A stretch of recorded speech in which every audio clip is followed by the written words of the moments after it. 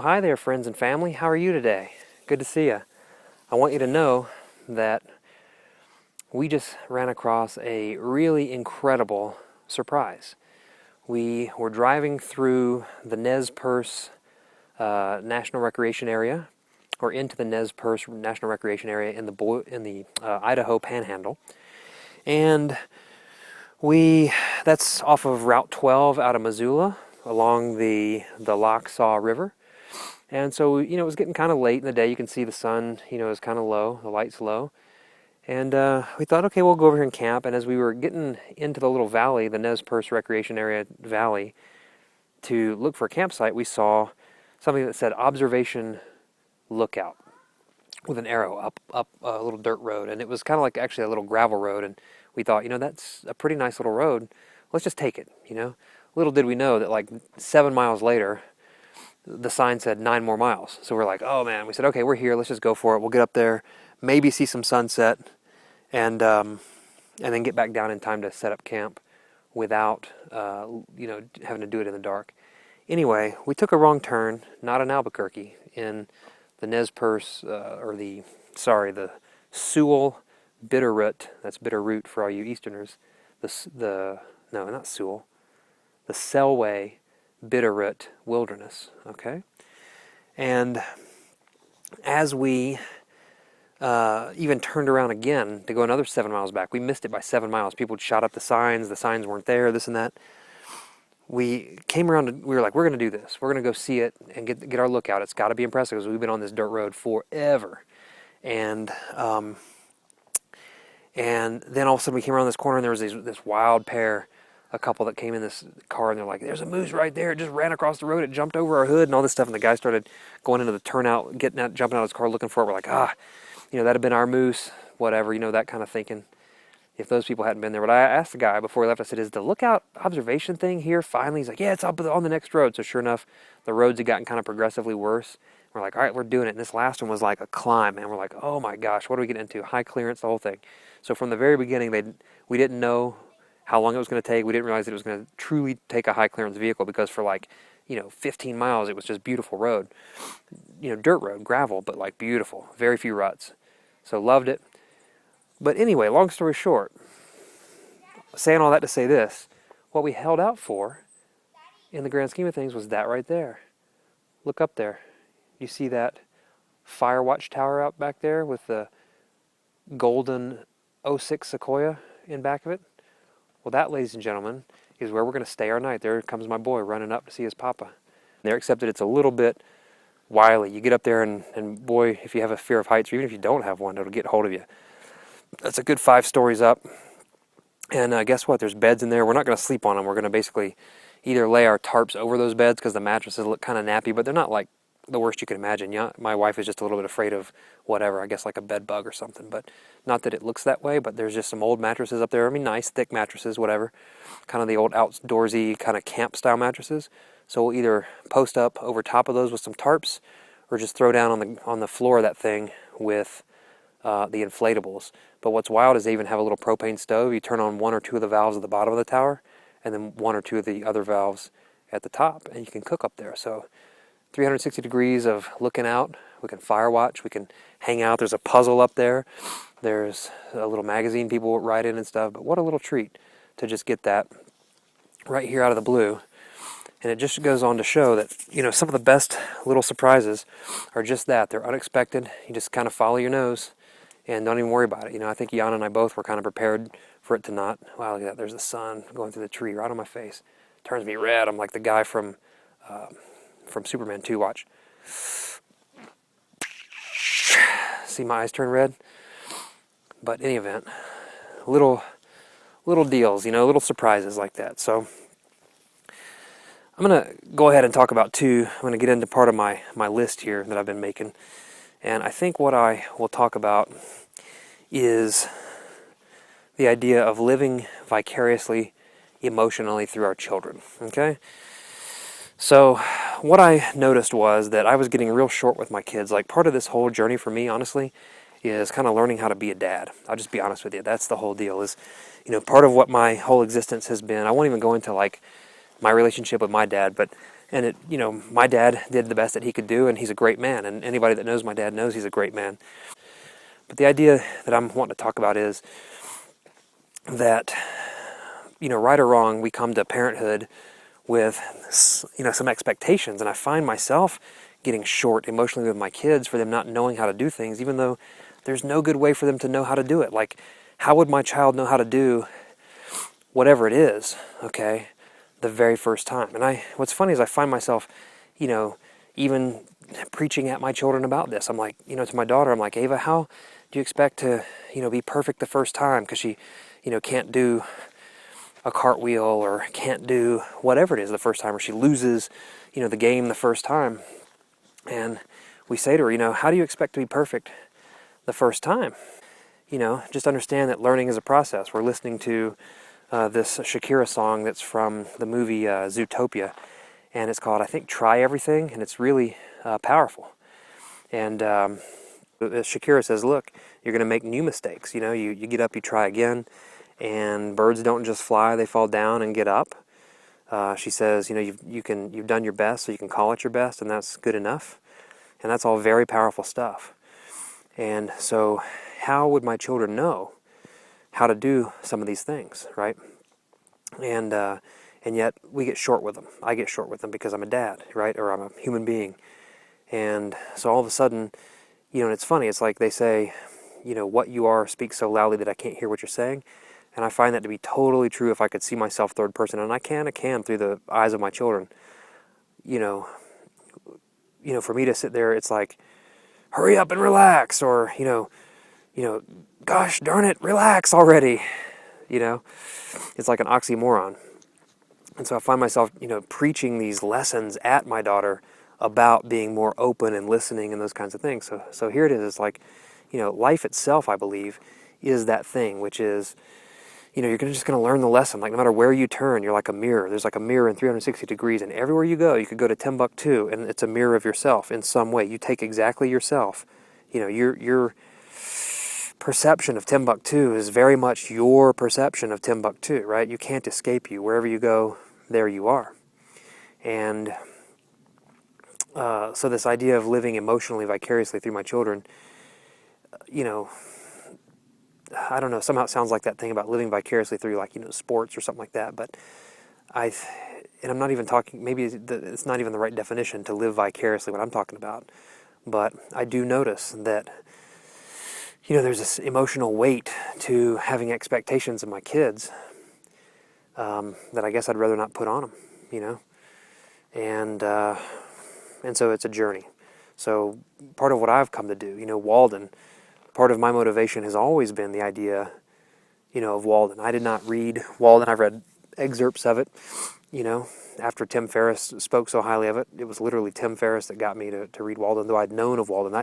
I'd basically known, without reading it. Okay, and it's a very well-written book. It's super compelling. I mean, the guy ultimately is just saying, like, you don't even need to work, right? Basically, life is too short. You need to go out and enjoy the fruits of the field. Sorry, I lost the mic there. What Thoreau's saying and the Transcendentalists are saying is that life is not about working. We're not here to labor and to toil, other than to possibly labor and to toil for our beans and our grasses and those kinds of things. But that if one were going to choose a path, one can also choose the path of just interfacing with nature, and that your labor can be so fulfilling in a way like he did, in the wilderness. So in the modern age, is it possible for us to go into labor and to plant our beans? Absolutely. I look forward to that. In fact, part of my plan is to move to Slovakia with my children in tow, with my wife, to her home country, so they can be immersed and to have exposure to their family and to just grow in that way, in a way that, their mother is Slovak. And so to live there is fantastic. And there's so much good that can come out of it, education-wise, experience-wise, language-wise. And yet a lot of what kind of my personal goal is going to be is to grow the food that I eat. My wife's grandma has a existing garden, and we can kind of choose what we want. There's stuff that does really well. There's stuff we can kind of experiment with, but the idea is to grow what we eat. So to learn that toil and to be, if you will, not so much in the wilderness, but, in nature. I mean, Slovakia is a very agricultural country. My wife's town is called Trakovice, and it's outside of Trnava, and it's kind of outside on the outskirts. There's plenty of agriculture around, so that'll be my thing. So yes, those opportunities are available, but what I'm speaking about tonight is coming into the wilderness to heal our mind, our body, our emotions, and our spirit. And it's not woo-woo, and it's not woe is me. Everybody's traumatized to some degree. It can be what they call micro-trauma. When you go and you run or you work out, you create this thing called micro-trauma. Well, just engaging in life oftentimes, trying to raise kids, have a relationship, have a good career, have a job, get along with people, be a good person. You undergo the slings and arrows of life at that point, and sometimes it gets to you, and sometimes ideally, I always want to be a guy who's bringing something to the table, right? It's not about what you can get out of the stream of life, it's what you can pack into it, right? It's not what you can get from your friends and your family, it's what you can ultimately offer to them, right? And that's what we've found, is that as we journey and we follow our heart, this whole journey for us for me and my family, but for me personally, what I'm trying to accomplish, and kind of what I'm speaking about on this blog, can be reduced down to this: is follow your heart. Follow your heart, and the way is paved. I mean, we got to the end of a 2-year journey of a corporate merger and an acquisition after being involved with a corporate culture that loved and respected us, going to quite the opposite. And that's a pretty bumpy ride. You get beat up really hard that way, particularly when you have a crew that you're trying to sort of fend for, and a way of life you're trying to fend for. So you kind of take this stand philosophically, and you get beat up, and that can take a toll on you. So my idea was to come out and to refine myself, not only through that, because that's honestly, that to me just sort of like what comes on the road. It's like yes, that can occur. Imagine all the people who worked in sweatshops and worked for in crazy situations. So yes, it was crazy. It was terribly intriguing in a way. But what prompted me to get out was asking the question, like, what am I really in this for? So it was a blessing in disguise. That sort of micro trauma, if you will, of going through that experience of not enjoying work and I don't want to say life anymore, but I mean just the day to day. The day to day, I had a great mentor and friend for many years in the company, who would say, if you're not enjoying it, you're doing it wrong, And then another funny way to say it is, or I think he would say, if you're not enjoying it, at least a little. And the other way to say it is, you need to enjoy it at least a little. Yes, they call it work for a reason. I heard that from our chairman for years. He would say, that's why they call it work, is because it's not, because it's work. But you have to love it at least a little, or if you're not having fun, at least somewhat, you're doing it wrong. And so I believe all that. And so that crazy interface and kind of a confluence of two rivers, if you will, and getting caught in those rapids, protecting the people that I loved and cared about, defending from the people that maybe just didn't share the same vision or the same culture or whatever, that creates emotional stress. That was enough micro trauma and emotional trauma, if you will, for me to at least ask those questions, to say, if I had 6 months to live, is this what I would be doing? And the answer is, you bet your ass not. Life is way too short. And so that was a blessing in disguise. If you had 6 months to live, what would you do? Another way to ask it is, follow your bliss. Joseph Campbell, the great philosopher and teacher, always said, follow your bliss. If you'll follow your bliss, look at those mountains. And the rest will take care of itself. Walden, who's exactly who I was talking about, I'm going to try to get some better light here for us. Walden said, take a step in the direction of your dreams.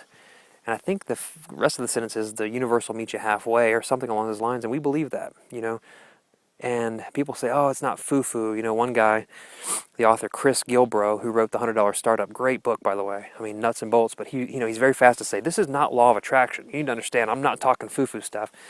And my thing is, I don't think it's all that foo-foo. I think, you can be successful in this life, and still not maybe see the abject spiritual connection to the whole thing. But in reality, if you study, the great teachers, what they're saying is your self-image, your image of yourself, what you believe life to be, is effectively what it is for you, and you make decisions based on that. Boy, my light's getting awful. Wish I could stay with you guys, but I hate for you to watch a dark video. I wonder if I can lighten it up in any way in the booth. In the booth. But, so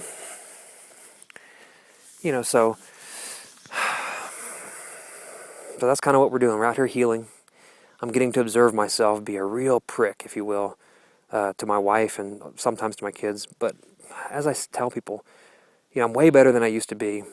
I think I and my wife, do it better than even my parents did it, which is not surprising. That's true for everybody, generally speaking. So it's not like, I'm doing some major confessional here, but I'm just here to say, like, emotions are real. And processing through it, getting out, breaking out. Even the idea of literally not having to be anywhere to speak of, having a hiatus, a time window to just go out and, be nowhere.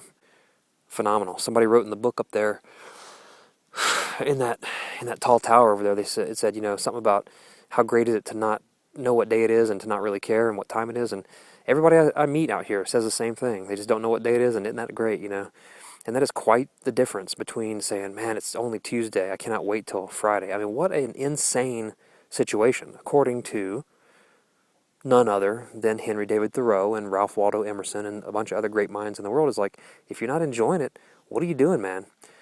And so I challenge you from my position of benefit. I'm going to tell you, it's nice to be out here on the road and to, act like I'm not saying it's easy. I mean, I'm definitely not saying that, but I'm saying it's important, It's urgent it's important that you get out here. Like Stephen Covey says, there's that which is urgent. That's, your job as you perceive it, and making a living and paying those bills, that's urgent. I mean, it's urgent. But what's important? Time with family, time in nature, and I mean real time. Like, not where I was going with this at the very beginning was I realized, life's too short. Enjoy it while you can, and that's what I'm saying too. I'm here to say, you've got to figure out your way. One of the subject of the next video is going to be, one man's maximalism may be one man's minimalism, right? So we come in here thinking that we've got to do certain things a certain way, and you realize, you may feel like you're an egregious failure, but to somebody else you're an egregious success. And so, how I got out here is how I got out here. And I made certain decisions and certain value judgments. I could have done whatever I did and stayed at home, but instead we came out here into the wilderness to find ourselves and to find our family and, to help heal our emotions just by being in a good, space. And what a good space it is to be able to let go and just let God and sort of take life as it comes, one day at a time, effectively. So, listen, how ridiculous is it that you're looking at my silhouette? Do I look like Abraham Lincoln with my big bushy beard? Or do I look like somebody else? John Fogerty, maybe? Circa 1978? Take a minute and tell me who you think I look like. Type it in the comments. See what's what. See if you get responded to, dog, or if you get trolled out. All right, G-monkeys, look, I'm out, ridiculous, talking in the dead of night. It's actually only dusk here. It's completely bright. I can't believe that my phone can't do better than this. I need to have a flashlight like, ooh, on my face. All right, people, listen, love you. Miss you even in the dark. Wish you were here. Know that you'll get here. When you do, look this place up, man. You're going to get a free stay up in that crazy tower. Can you see it back there? Yeah. Look between those trees. You can see it back there. Just kind of sticking up. All right, I'm going to go check it out. See what's what. All right. Talk later, guys. Abraham Lincoln signing off. Whoop, whoop.